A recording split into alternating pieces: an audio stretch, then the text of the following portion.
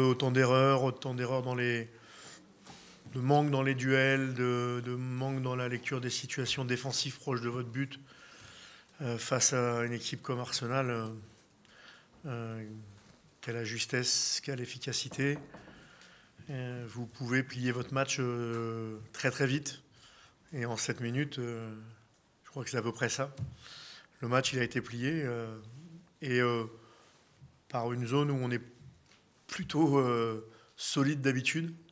Ça veut dire qu'on a toujours à apprendre. Et évidemment, on savait que ça pouvait être très contre. Enfin, on sait que c'est des genres de matchs qui peuvent être très compliqués.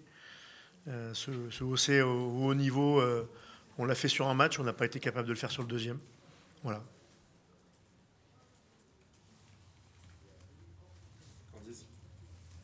Bonsoir Franck.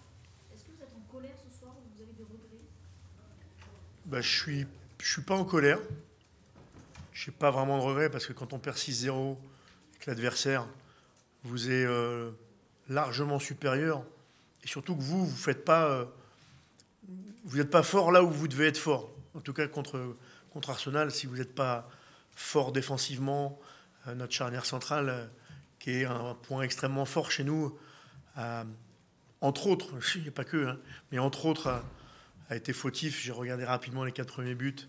Sur les 4 premiers buts, bon, si on n'est pas fort sur nos fondamentaux, ça passe pas. Donc j'ai pas de colère, j'ai pas beaucoup de regrets parce que quand on perd 6-0, autant je peux avoir quelques regrets sur d'autres rencontres, mais là, voilà, il y avait trop d'écart entre les deux équipes. Nathan.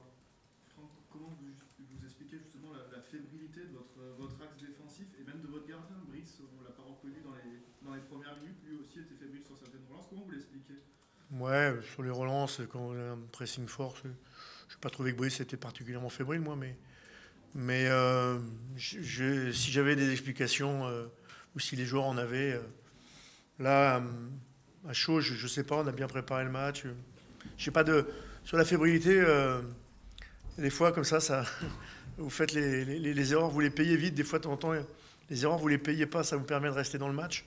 Là, on les a payées très très vite, trop vite, mais ça fait, voilà, ça fait partie de la différence d'écart entre une équipe comme Arsenal et une équipe comme nous, eux sont capables d'être très très réguliers au très très haut niveau.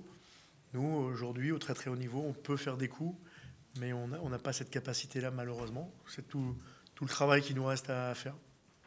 Mathieu. Sans connaître les mots exacts à la mi-temps, mais quelle était un peu la philosophie de votre discours quand on est mené autant à la pause? Bon, c'est assez simple. C'est d'abord, on doit rester unis, il n'y a pas à se rejeter la faute, ou de continuer à faire les efforts jusqu'à la 95e, tous ensemble, avec ceux qui allaient rentrer. D'essayer de continuer à jouer, parce qu'on avait cette volonté-là.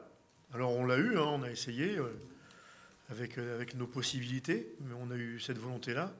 Et puis de rester dans une forme de maîtrise émotionnelle, parce que voilà, il fallait rester. Il y a un 6e match qui a de l'importance pour nous. Voilà, un 6e match qui a de l'importance pour nous contre Séville pour continuer à apprendre en Europe. Voilà, ce ne sera pas la Ligue des Champions, mais si on peut continuer à apprendre en Europe tous et refaire des matchs supplémentaires. Voilà, donc c'était le discours. Puis évidemment, j'ai fait des changements pour justement que sur ce 6e match, on puisse avoir le maximum de nos forces. Nathan. Vous avez souvent mis en avant les capacités mentales de votre groupe. Est-ce que vous pensez que ce 6-0 peut laisser des traces ou pas? On aura une réponse samedi.